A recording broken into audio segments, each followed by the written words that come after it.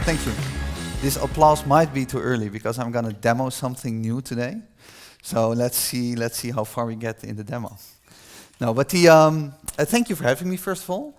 I'm from Amsterdam, and I'm one of the co-founders of something called Semi Technologies. And what we create is an open source knowledge graph. And what I want to do today is I want to share with you why you might need a knowledge graph. I want to share with you how it works, because it does something different with the data that you store in it. And then I'm going to give you a quick demo. And normally when I demo, I demo the interface. But what I want to do today, I want to start it up all the way from like the Kubernetes cluster, etc. So I hope Kubernetes will not fail on me, or our own software won't fail on me. But so this is going to be an exciting demo. So first of all, the knowledge graph. I think the most famous knowledge graph you all know. You might, even if you've never heard of the combination of terms knowledge graph, the most famous one you know, because the most famous one is Google Search. Google Search is an example of a knowledge graph. And you see them more and more around you. And actually what they do is that they solve a very specific problem. And to explain to you what the problem is, take a look at this picture. Right? So you look at this picture and you might recognize who this is, or you might not recognize who this is.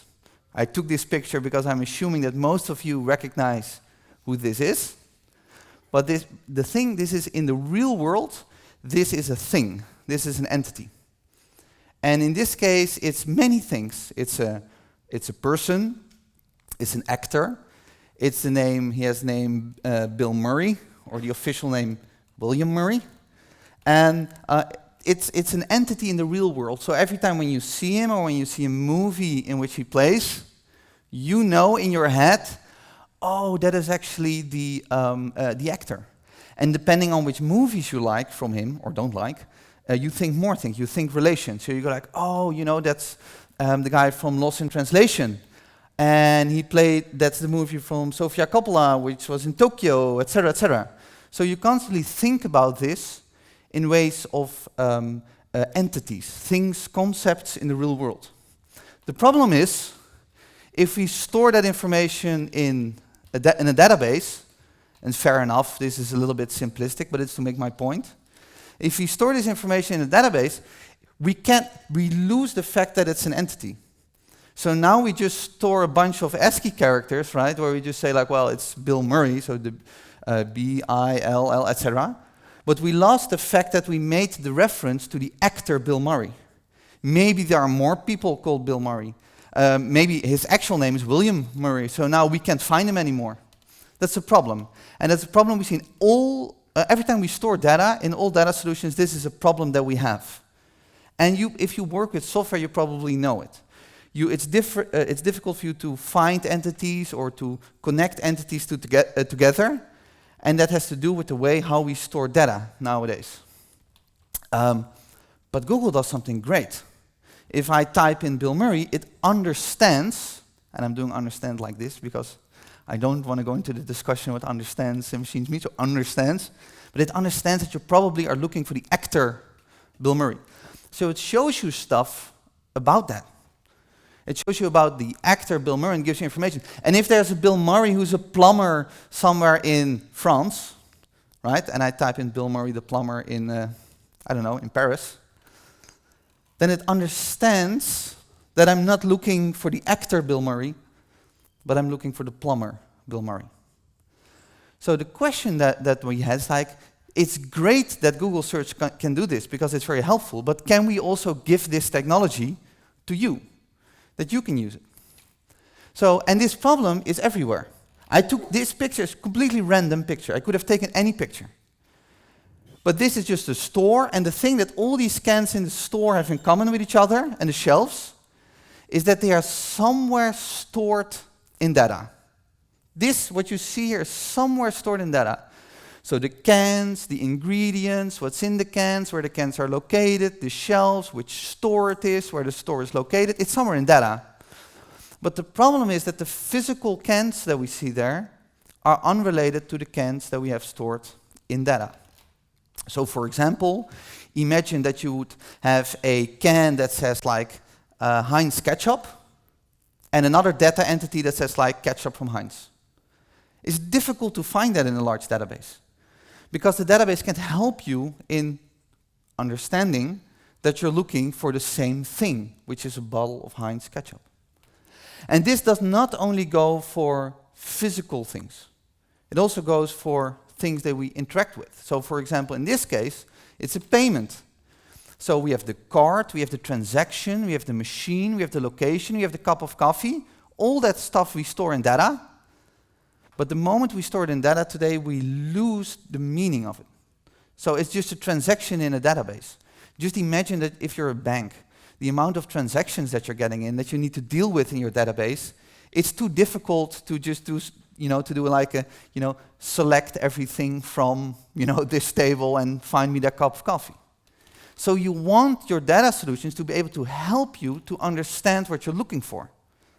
Like Google understands that if I type in Bill Murray, then I'm looking for the actor, probably that I'm looking for the actor Bill Murray.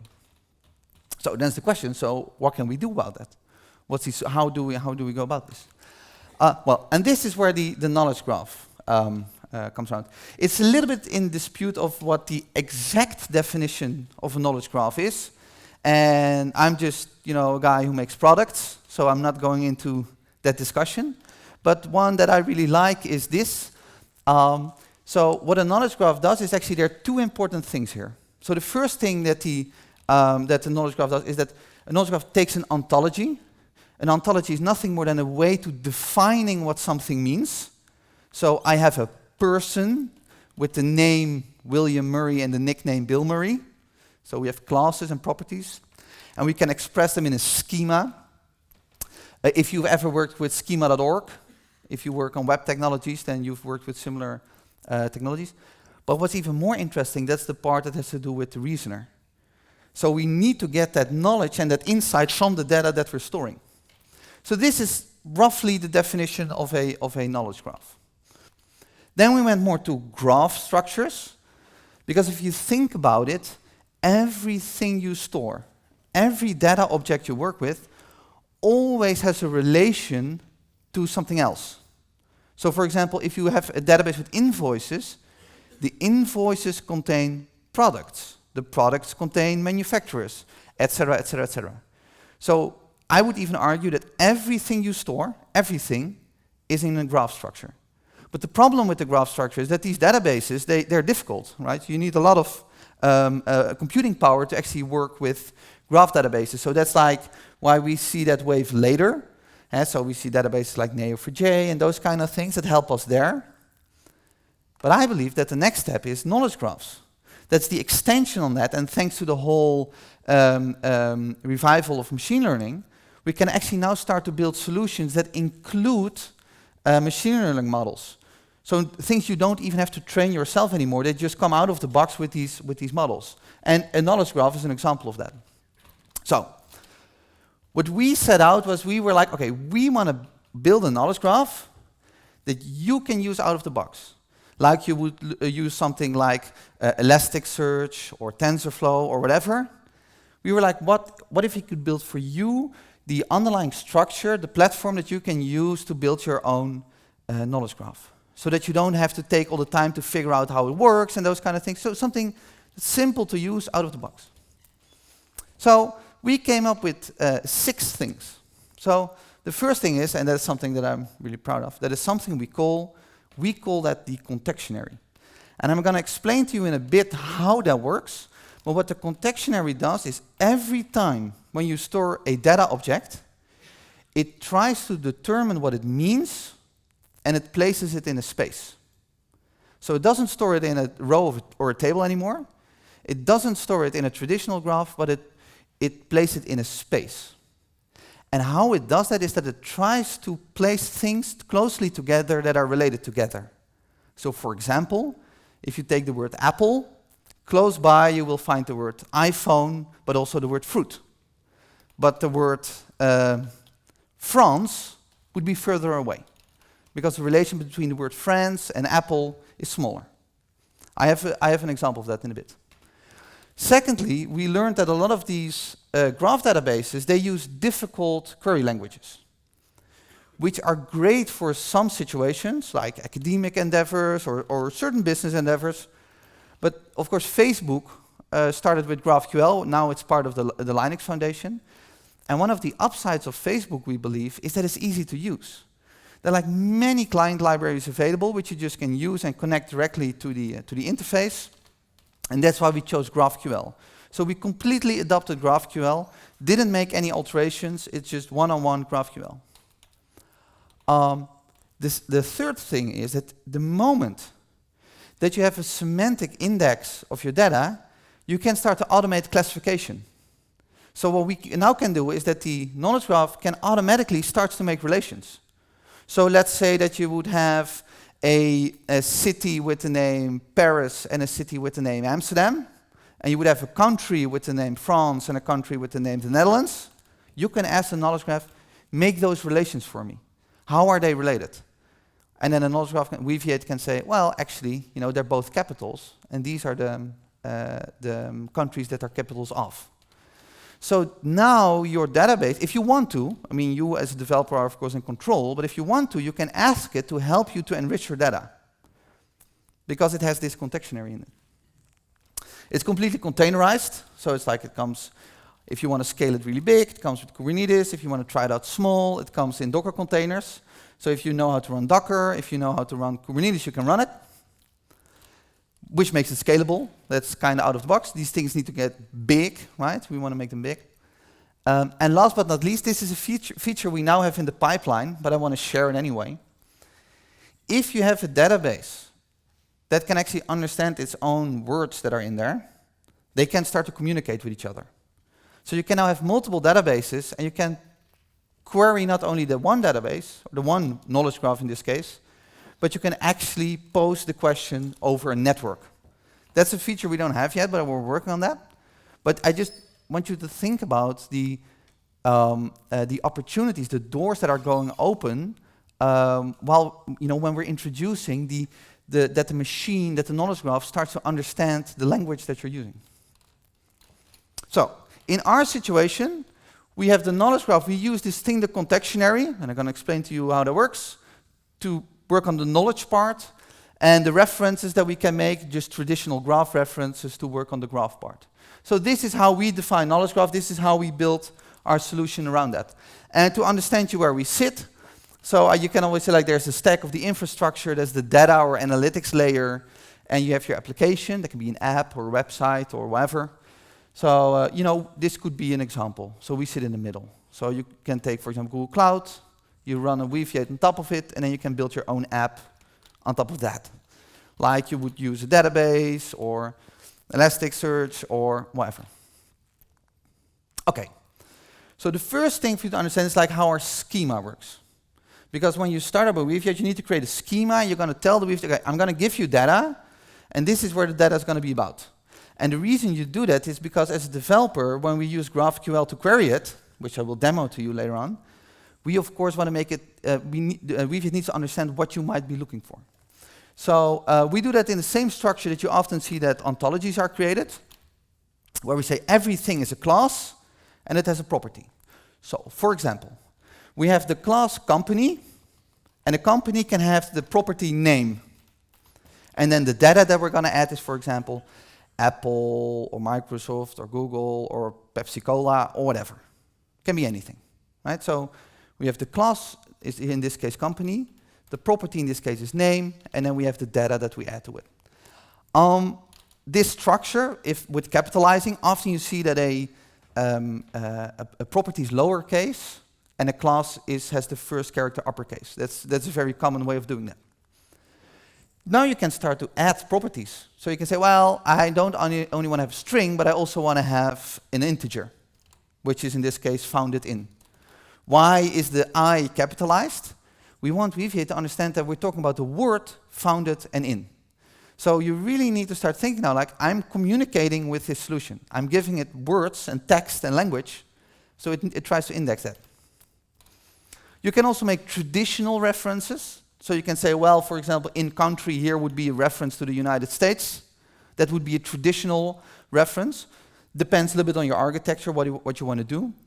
But what you can even do is that you can get to creating fuzzy relations. So that you can say, well, it has a CEO who is a person who has the name Tim Cook. Just add it. And when we query, you have to figure out what I mean. So if I now later would query for Timothy Cook, then it would understand, oh, that's probably the CEO of Apple.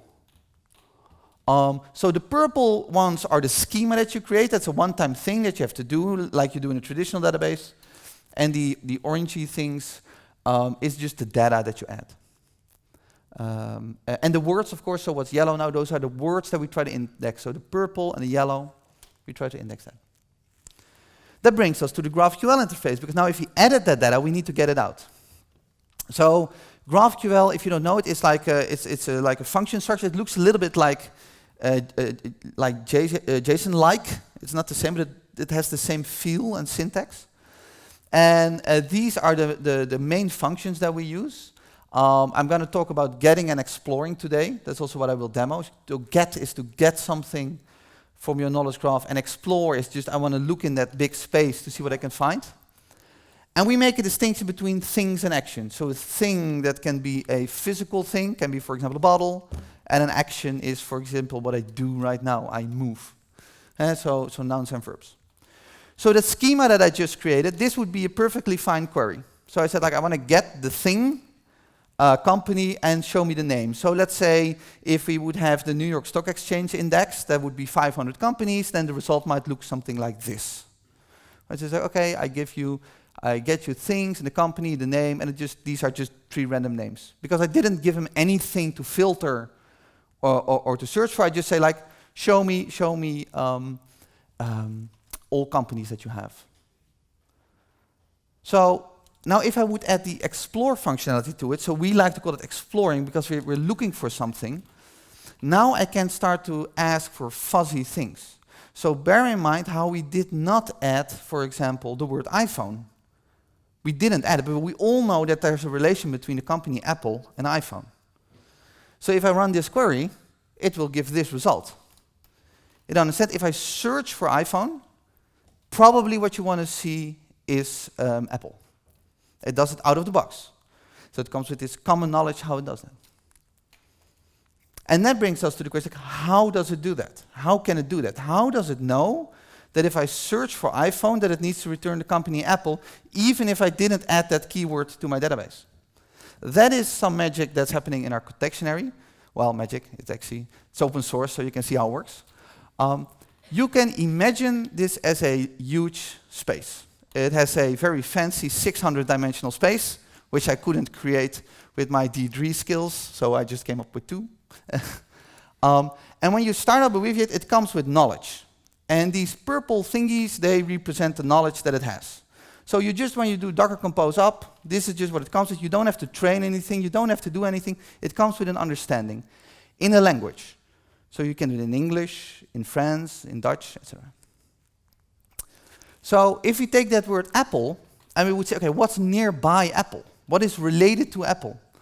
Then it would say, well, I can find a fruit. It's nearby fruit, but it's all nearby a company, because there's also a company with the name Apple. Oh yeah, and as I mentioned, it does that in 600 dimensions, so it stores it in a big space. But we also even work with concepts. So if I, for example, look for Stanley Kubrick, then it might be closely related to the concept 2001: A Space Odyssey. So the demo that I'm going to give, I'm going to talk about the left side, but it just, what we try to do is we try to give it concept. So we train that for you, and it comes out of the box with that understanding. So we're going to talk about this. So let's go back to that schema that we created. So we have a company with the name Apple in a country with a CEO. So what does Weaviate do with it when you add this to the RESTful API? Now what it does, it tries to create a sentence of it, like this, just an array, sentence array. What it does next, it takes that array and it starts to funnel down and weigh the information. How does it do that? It's no magic, but how does it do that? It looks at the occurrences of the words in the original training data set. It tries to determine the importance, and it weighs a new position in that vector space. So instead of giving it a traditional ID or storing it in a table, it says, no, I'm going to figure out what the position in the space should be for this data object. So a new data object with a new vector representation is created. So what it then does, and now here come my fancy animation skills, it then, whoop, it adds it to the, thank you, to the, to the graph. So if you now look at what it's close by, what it's closely related to, we see a company, we see iPhone, and there we find that spot. So now, if we do a query and we say, show me a company which is, for example, related to cola in the company data set, it might return this. Fair enough, Coca-Cola has the word cola in it, but you all know these are correct results. They are related to cola, but you didn't have to add the word cola because it understands from that representation where it sits. So if I now, for example, would run this query, anybody knows what it would return? Yeah, it returns Microsoft. So it tries to make the relation because they know that it is headquartered in Redmond. We have a lot of things also added that you can add custom words or custom abbreviations on our website, which I will show in a bit. You can read all about that and how to do it. But this is in a nutshell how that concept works. We also have that concept the other way around. So what you can, if you say like, well, I don't know what I'm looking for. I have like a lot of data. I just don't know what I'm looking for. Now you can do it the other way around. Now you can say like, I want to explore. Just show me stuff. Show me stuff. So now we say like, okay, explore this space of my Weaviate and show me stuff related that I have to banking. And then if you stay with that same data set, this might be a result. So it says like, with 80% certainty, I found you a company and a company that has an ID. And then we can look that up and we can find the results of that ID. That might be a bank or whatever. This principle also works for the peer-to-peer networks. So that's what we work on right now. So if you say like, well, if I have multiple peers in a network, multiple of these knowledge graphs in a network, and they have an understanding of data that they know, we can actually query them over a network without human intervention. So if you now say do a network search and we look for banking, then it might return this and know how it says like, I found with 80% certainty on the local host a company, but I found on with 78% certainty a business somewhere on the peer. So I am peer 002 on the network. And note how it's different. It's stored as a company or it's stored as a business, but it understands that if it's a bank or a financial institution, that it needs to return those results.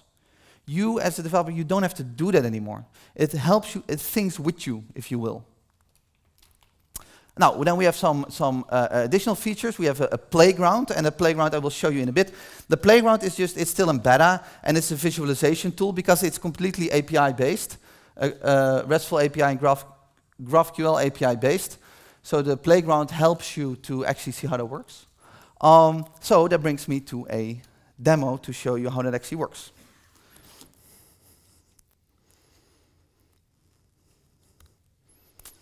So,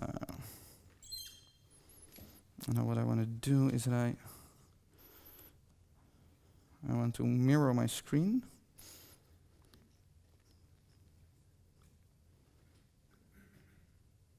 Here we go. That looks good, yes. So, inside Google Cloud, I spun up a demo cluster. The reason I already did that, because otherwise you have to wait 5 minutes here before that's done. So that's the reason why I already spun it up.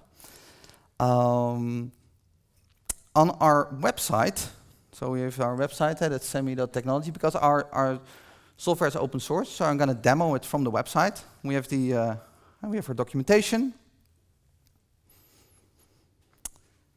And then we go to Weaviate. So let's go to installation. And we want to run it on Kubernetes. So the first thing that I'm going to do in Google Cloud is that I'm going to say, well, I would like to connect to this instance.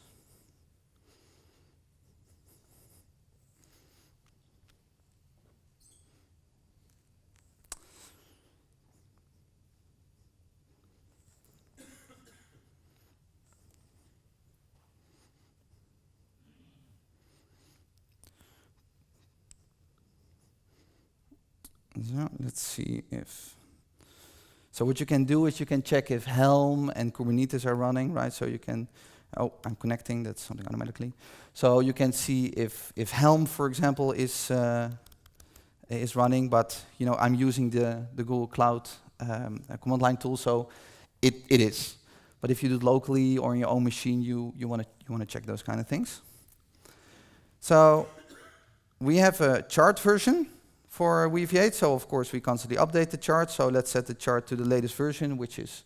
Can everybody see it, by the way? Yeah. Okay, cool. So I'm going to set it to version 8. So the first thing that we now need to do is we need to get the Helm chart. So we just get that from our GitHub. And last but not least, we need to get the configuration. Inside the configuration, you can set the values, like how big do you want to scale it or not or whatever. I'm now going to use the out-of-the-box features, but it's just a YAML file which you can change and update. Then there's some information about how you can do it, and then we want to deploy it.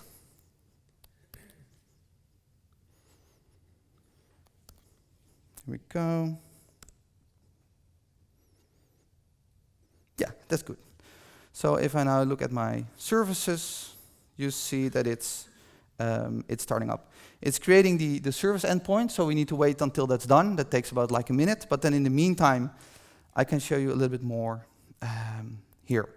So in the documentation that we have, so by the way, the introduction that I just gave and like how it works there, like we have like videos and that kind of information where you can learn and understand how this. You can read back how that works and how we do that. We have a getting started guide, and the installation also, by the way, runs on just with Docker Compose. So if you want to run it on your local machine just to play around with it or test it out, you can run the Docker Compose setup. And very soon we're gonna also release a cluster service where you just can run it. We'll run it for you, so then you don't have to do anything anymore. So let's see. So let's get to that schema. Let's see how we're doing here.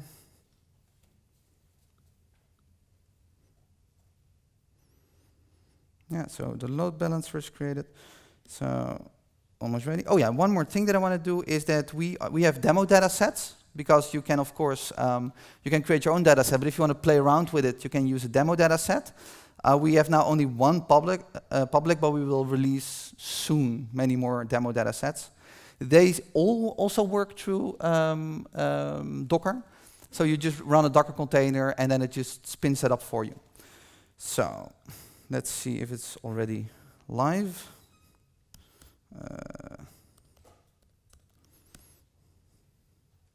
No, not yet. So it's still booting. So we have to wait. But this example that I'm going to show you has news articles. So it's like Fox News, CNN, Vogue, Wired, the New York Times, and those kind of things. And they create a nice graph of authors, publications, and those kind of things that you can search through. So let's see.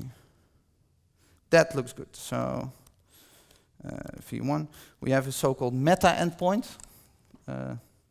Maybe this helps. So we have a meta endpoint which just shows you where it's running, which version it has, which is nice because then you can easily see that it's up and running.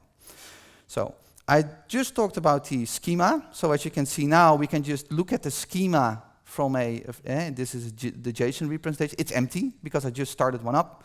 And if you, for example, look at the things, it's also empty. So this is just an empty Weaviate, started up with Kubernetes. It's now scaled. So what I'm going to do in the meantime is that I'm going to say, well, I'm going to fill it with my demo data set. So I'm going to add the host here. That's the host. And then I'm going to run the Docker container. You can also do this from your local machine. You don't necessarily have to do this in the cloud, but it's just the nice thing about the Google Cloud Console is that things like Helm, Docker, and those kind of things, it just comes with it. So that just makes it handy. So let's just quickly double check that it's properly running, and then in the meantime I can take more. Let's see. No schema found. That's correct because we just validated. Yes. Okay. So while it's now importing and running, it just imported the schema. So if I go here to the schema, so you see now we have a schema. So for example, we have a publication, so that's the class. And just a simple description, so it's a publication with an online source. We have the name of the publication and has articles. Now notice how Weaviate uses this immediately to do its semantic analysis. So it tries to use the word publication, name, article, etc. to create its structure. We have authors, so well, that speaks for itself. What you hear is you see the graph structure. So we say we have an author who has a name, but they also wrote articles, and then we reference it to an article. So if we look at it here, so you see here it references to the class article, well, etc., etc., etc. And it's probably also started importing things. So if we now just look through the RESTful endpoint, like, so what kind of things do you have? Then you see, oh, let me scale it down a little bit. So here you see here, for example, I have an article, and the article has a summary. So what's in the article, the URL of the article, the title, of course, and the word count. So that's through the RESTful API how you can get that information. But now, of course, what becomes interesting is if you're going to use the GraphQL interface. So while this is still, it's still importing. So the playground, which is just available through playground.semi.technology, but of course also on GitHub and Dockerize so that you can run it yourself if you want to. Now I can connect to this Weaviate, and we have two things. So one is that we can visualize the schema, which is, in this case, it's a small schema, so it's not very it's not very difficult to do that. But here you can see that we have the author writes for, and he or she writes for a publication, article, which is in a publication, and the publication has articles. So this is how we structure the graph. Simple graph, but it's a graph, and that's how it's structured. But now what we can do is that we can go to the GraphQL interface. So let's start off with the syntax that I showed you. So that we said, like, we start always with get, that's a fixed function. And then we say, like, well, we want to have things. And here the schema plays a role. So we said, like, we have the thing, and we have, like, article, author, and publication. So if I now would say, well, show me a publication, and show me the name of the publication, this is a valid GraphQL query. So if I now run this query, then you see, well, I have Wired, Guardian International, The New Yorker, etc., etc. And if I want to make a traditional graph reference, I can say, for example, I can say has articles, and you see here it's capitalized because we're going to reference to a class. Oh, and then I say on article, and an article has a title. So what I'm now doing, I'm asking GraphQL, I say, like, show me all organized by publication, give me the name of the publication, and then show me the articles, the titles of the articles that these publications have. So this query is a little bit bigger or longer. But here you see, for example, the name of the publication is The Guardian, and in this case we just have one article in here, which are cars are death machines. Which is okay. Maybe there's something more fun in there. You see basically how that's structured. So now where it becomes interesting, if we go back to getting stuff, so let me properly. So we can have things, and then we can say, well, I want to have an article, and then just show me the title of the article. And what I'm going to do is I'm going to limit the results just for the sake that it's for the readability for you when I'm presenting it. So this is just a valid query where I say, well, show me three articles. So quickly look something up. So this is a valid query, so if I now run it, it just gives me 3 results. Now, if we now go to that explore function that I showed you, is one of the things that I can do is I can say, well, I want to explore, so I do the semantic search. I want to look for concepts, and let's say that I want to look for the concept money. So this is again a valid query, so I'm getting things, and I say, show me articles, but explore them and organize them based on money. And limit them to 3 and show me the title of these articles. So if I now run this query, then we see, what do we get back? So here we see the poor who most need insurance are least likely to have it. Universal lessons and how to handle tricky tax rules when you convert house into rental property. So from the first one and the third one, you can see, hey, that's already related to money. There's a relation to money there. But the second one, it has the title Universal Lessons. Yeah, maybe it has something to do with money, but why did it choose that data object? So, well, maybe it's in the summary. So maybe the summary of the of this article says something about money. So let's see. So then we have to go to the second one, Universal Lessons. You see some 63 million children of the relevant age. Primary. Oh yeah. Oh wait, and then it starts with rich and poor countries, most in poor countries, etc., etc. So you now start to see how it organizes that and relates it to money. But now, what if we say like, well, this is great that I have this result, but I don't want anything related to children. I want something more related to for example, taxes or what have you. Well, something that we created for that, so let me remove the summary again for the readability, is that we said, well, because we store that in a space, we want you to be able as a developer to move around in that space. So one of the things that you can do now is that you can say, well, I want to still look for money, but I want to move away from a concept, and the concept that I want to move away from is children. And we can even give it a force. That's like how hard do you want to push away from it? Between 0 and 1. So let's say we want to push very hard. So this query says, well, I want you to find the concept money, but I want you to push away from anything that has to do with children. So now if I run this query again, let's see what happens. We see the rise of financial machines, beware of the IRS. It's very related to tax, and how to handle tricky tax rules and those kind of things. So you see it now pushed away that article from children, but it's still about money. So we can also do that the other way around. Let's say that we only want to find the information about tax. So what we can do now is we can do the reverse. So we want to still move away from children, but we say, well, I want you to move to the concept of taxes. And let's also do that full force. So 1.0. So again, so I just extended the query now to say we still move away from children, but we're now going to move toward taxes. So let's see what happens there. So you see how to enter tax rules, the rise of financial machines. Oh, it's still a similar result. So let's see if I maybe take this one away. And you see here how it more pushes toward tax rules, tax hike, and those kind of things. So it's still about money, but we now move more toward taxes.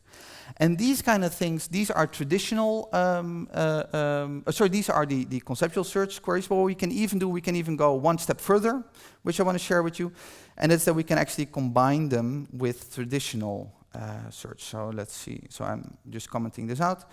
I say I want to do a traditional where filter. Oh. And what I want to do is that I want to say, well, the path. Oh, sorry, I'm going to look for article. The path that I'm going to look for is. Let me also add that here. Because we have a word count. So I want you to filter on the word count. Oh, word count.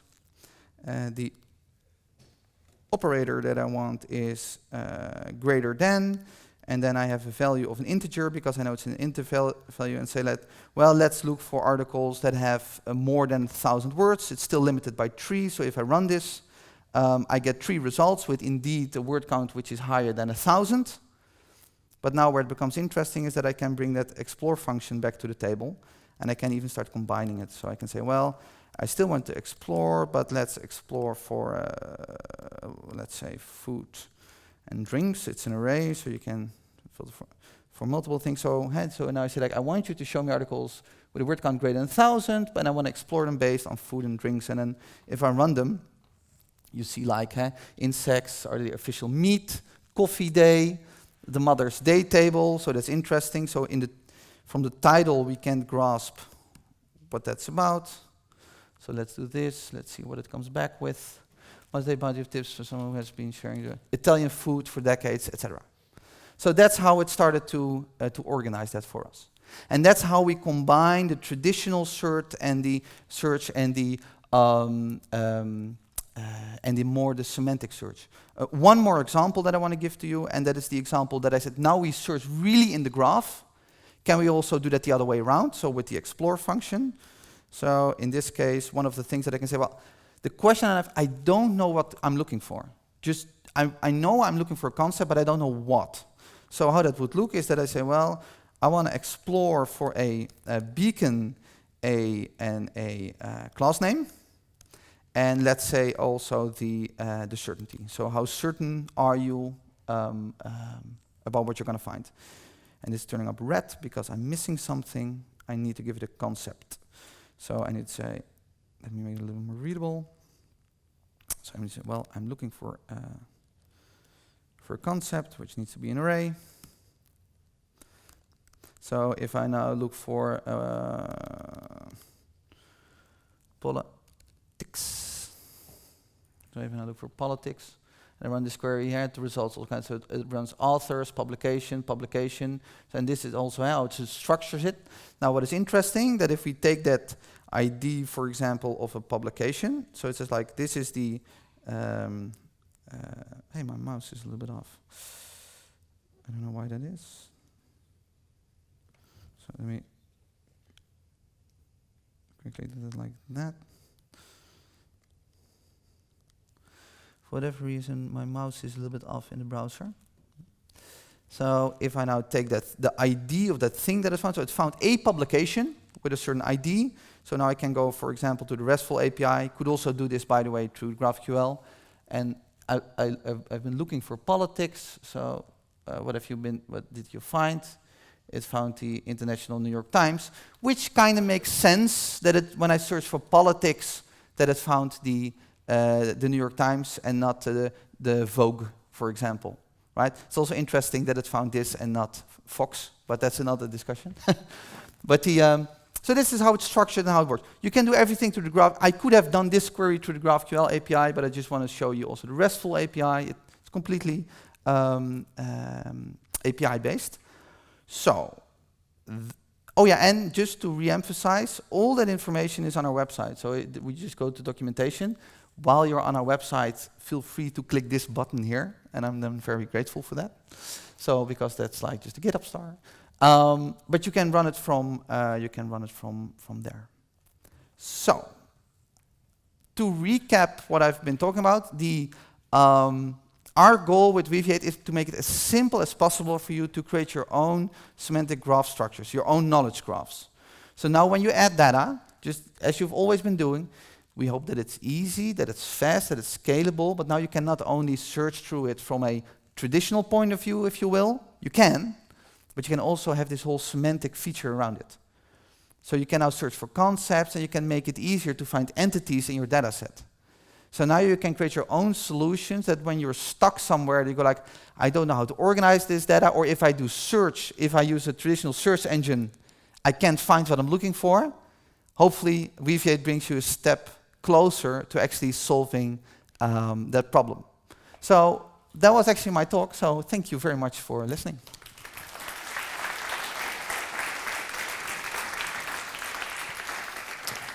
Thank you very much, Bob. No, welcome. It was awesome. Question and answers now. Who has a question?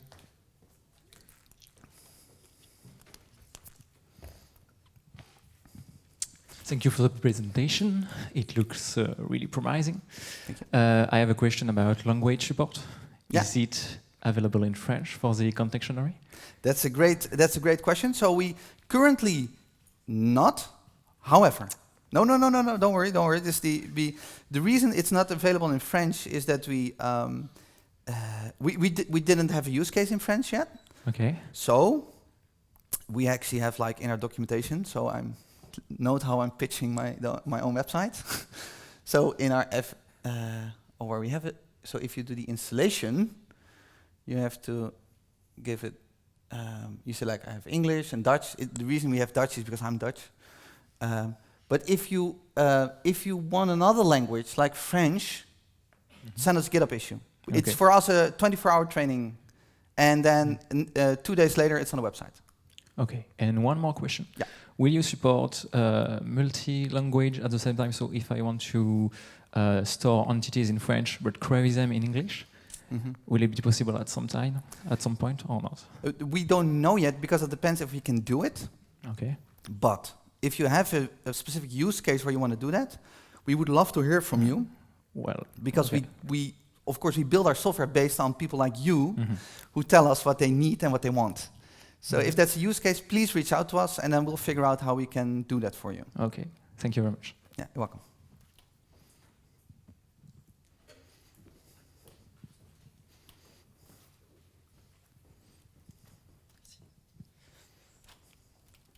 My question is, does the Weaviate tool provide you the possibility to hack into the algorithm, the search algorithm, to customize it to your specific needs? Like, for example, I have some attributes on my documents and give specific scores to some of them. And because from what we have seen from the demo, it is like a black box. We should take all the intelligence or leave it. Yeah, so the answer is yes, because in the beginning we didn't have that, but you're not the first asking us that. So there are certain layers how deep you can go. So the most straightforward way is not doing it, so relying on what comes out of the box, which I just showed you, which in some situations is just not enough. So there are certain industries or use cases where you need to have specific words. So think that can be the gaming industry or oil and gas, and just think all those kind of examples. So what we're allowing now for is to add your own words. So you can add a word or word pair where you say like, and this is what it means. So then it learns it. You can even go a third step deeper, and that you can go actually into the contection area and see how it's structured it and work with that information. And if I did not push away the IP address, no, then I can actually quickly show you that. So, the contection area, which we write like C11Y, has its own endpoint. So if I say the example that I had with iPhone, I say like, how do you understand the word iPhone? Then it returns us exactly how certain is. Distance is the distance in the space, and the concepts that it finds. So, and you can even concatenate them, and you can say like, well, so let's say, oh, not iPhone and fruit, I mean apple and fruit. So apple and fruit, you see apple, fruit, fruits, apples, cherry, banana, but if I now would take away fruit, then here it's structured, then you see with Apple more iTunes, Google, those kind of things. So this is also a level, so that's even, you can even go that deep. Again, with that, the same thing what I said with the previous gentleman. If there's something you're like, I actually want to do this, but I can't right now, just reach out to us, and then we place on a roadmap and make that available. Thank you.